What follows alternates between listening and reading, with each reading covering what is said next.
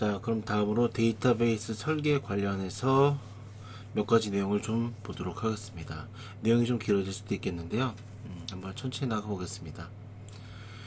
자, 우리가 이번 시간에 다룰 내용은 일단 데이터베이스 설계가 어떻게 진행이 되느냐, 그래서 그 각 단계별로 요구 조건 분석이라든가 개념적 설계, 자, 그리고 논리적 설계, 그 다음에 이제 물리적 설계를 하고, 구체적으로 이제 데이터베이스를 어떻게 구축하는지에 대해서 보고, 실제 사례가 있는데 이것은 그냥 간단히 설명하고 넘어가도록 하겠습니다. 자, 데이터베이스 설계라는 거 거듭 말씀드리지만 결국에는 실제 업무 아니면 실제 데이터, 현실 세계에 있는 어떤 데이터나 업무를 우리가 컴퓨터에 저장을 해야 돼요. 그 과정에 있어서 이런 데이터 모델링이라는 과정을 거쳐서 단순화, 추상화시키고요. 그리고 그것을 이제 테이블의 형태로 정리해서 저장하는 것이 데이터베이스죠. 그래서 이런 데이터베이스를 만드는 과정을 이렇게 되어 있는데요. 사실 이런 요구 조건 분석, 설계, 구현 이런 것들은 사실 데이터베이스뿐만 아니라 일반적인 대부분의 소프트웨어에서도 이런 과정을 거치게 됩니다. 한번 좀 간략하게 설명을 좀 드려보면요. 일단 요구 조건 분석이라고 하면은 어떤 데이터베이스를 만들 것이냐, 그러니까 누군가가 우리에게 우리 회사에 쓸 데이터베이스를 하나 만들어 주세요 라고 할 수 있겠죠. 그러면은 그 회사가 어떤 일을 하고 어떤 데이터를 저장할 거고 어떤 기능을 필요로 하는지 우리가 그런 것들을 조사하고 분석해야 될 겁니다. 말 그대로 그런 사용자의 니즈, 어떤 일, 어떤 데이터를 데이터베이스화 시킬 건지 그것을 분석하는 작업을 요구 조건 분석이라고 합니다. 그것이 끝나면 이제 개념적 설계라는 걸 통해서 우리 앞 챕터에서 내용을 봤었죠. ER 모델, 대표적으로 ER 모델, ERD, ER 모델을 만들고요. 그걸 이제 좀 더 업그레이드 시켜서 IE 공학 표기법이라는 거 우리 전에 잠깐 봤는데요. 그런 형태로 좀 만듭니다. 자, 이거는 이제 DBMS에 맞게 설계하는 게 특징이죠. 관계형 데이터베이스면 또 거기에 맞게, 아니면 관계형 데이터베이스가 아니라 계층형이나 네트워크형 데이터베이스를 쓴다면은 거기에 맞게 설계 방식이 또 설계 모양이 조금씩 다를 겁니다. 자, 그러면 이제 이거를 물리적으로 설계하는 겁니다. 실제적으로 이제 데이터베이스도 결국엔 파일이거든요. 그래서 이걸 어떻게 파일화 시켜서 우리 데이터베이스에 저장할 건지에 대해서 이제 다루는 부분이고요. 마지막으로 실제 구현. 이제 여기서 실제로 테이블을 만드는 과정이죠. 테이블을. 이 DDL을 통해서 테이블을 만드는 과정, 이렇게 보시면 되겠습니다. 데이터베이스를 만드는 과정까지인데요. 자, 요거 조건 분석은 일단 넘어가겠습니다. 지금 당장은 큰 의미가 없고요. 어쨌든 어떤 기능을 만들기 위해서 어떤 기능을 만들 것이냐, 그 기능이 대체 무엇이냐, 어떤 데이터를 저장할 것이냐, 구체적으로 어떤 데이터냐, 이런 사전 작업 단계를 요구 조건 분석이라고 보시면 돼요. 네. 자, 이게 끝나면 이제 개념적 설계라는 것을 진행하게 됩니다. 자, 보시면요. 사실 내용이 좀 약간 다르게 되어 있는데요. ERD라고 해서 이제 ERD 형태로 만들 수 있고요. 이제 이걸 업그레이드해서 정보 공학 표기 방식으로 만들 수도 있습니다. 자, 우리가 이번 우리 SQL 시험에도 나오는 게 정보 공학 표기 방식으로 보통 ERD를 표현을 하는데요. 보겠습니다. 1대1, 1대 이것도 1대1이고요. 1대다, 이거는 이제 일종의 다대다인데, 이거 1대다로 보는 게 맞겠네요. 1대다. 잘 보시면요. 요 세로줄 하나는 1이고요. 0은 제로입니다. 그리고 요 닭발같이 생긴 요 세 줄은 다입니다. 다. 자, 그래서 이 0이 붙은 것은요, 데이터가 있을 수도 있고 없을 수도 있다예요. 있을 수도 있고 없을 수도 있다. 그냥 일 하나 딱 있는 것은요, 무조건 데이터 하나씩은 반드시 있어야 돼요. 예, 예를 들어 주민번호 같은 게 되겠죠. 이건 얘가 좀 잘못된 것 같고요. 뭐가 좋을까요? 예를 들어 그런 예를 들어보죠.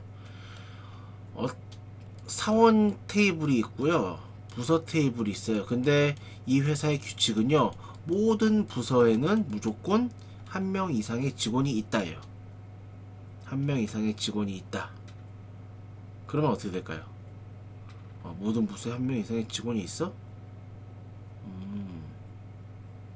그러면은 이렇게 줄을 딱 긋고 하나의 부서에는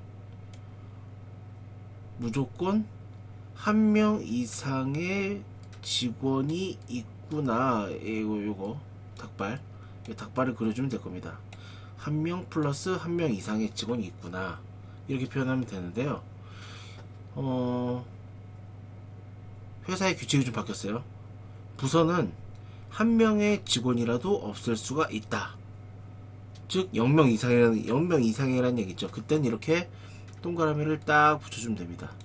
그러니까 직원이 반드시 회사에는 한 명 이상이 있다, 한 명 이상이 있다, 이런 것이 회사의 절대적인 규칙이라면 요 동그라미가 필요 없고요, 제로. 근데 한 명도 없을 수 있다 라고 한다면은 요 동그라미를 붙여주는 것이 확실하게 표현할 수 있는 방법일 겁니다. 필수, 선택, 그런 의미였고요. 방금 얘기했던 거죠.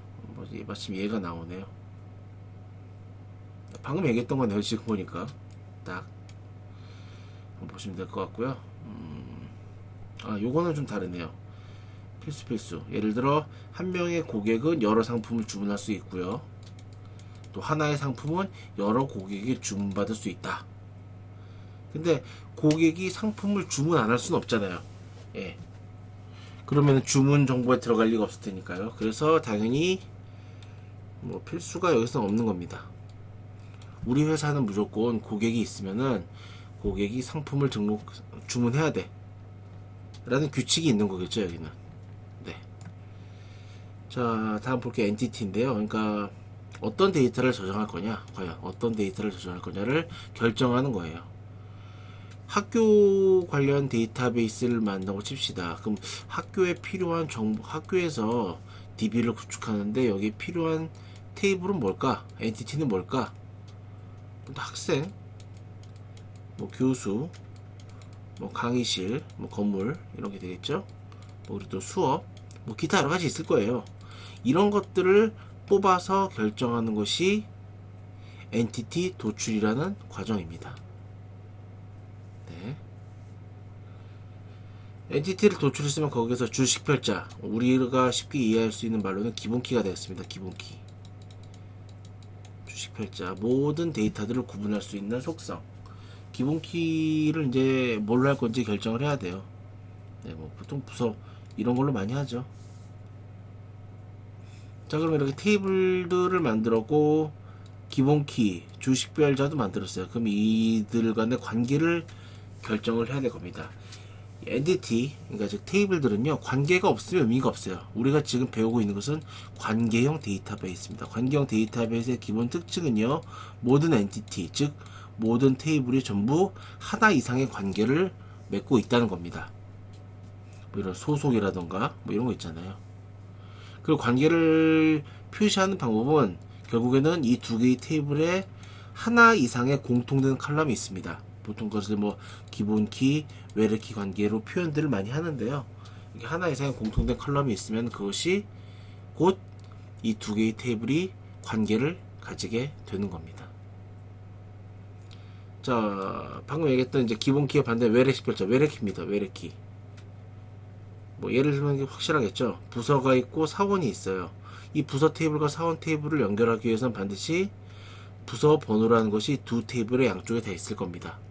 그 중에서도 사원 테이블, 사원 엔티티에서는 부서 번호를 외래식 별자, 즉 외래키로 갖고 있어야겠죠. 그래야 이 두 개의 테이블이 연결이 될 것이고요. 외래키로 설정을 하게 되면은 여기 들어가는 데이터는 무조건 이 기본키인 부서 번호에 있는 데이터만 들어갈 수가 있습니다. 어디에? 여기에. 이게 부모고 이게 자식 같은 거죠. 부서 번호라는 컬럼만 가지고 봤을 때는요. 식별관계와 비식별관계 두 가지가 있습니다. 식별관계는 뭐냐면요. 이걸로 예를 들어볼까요?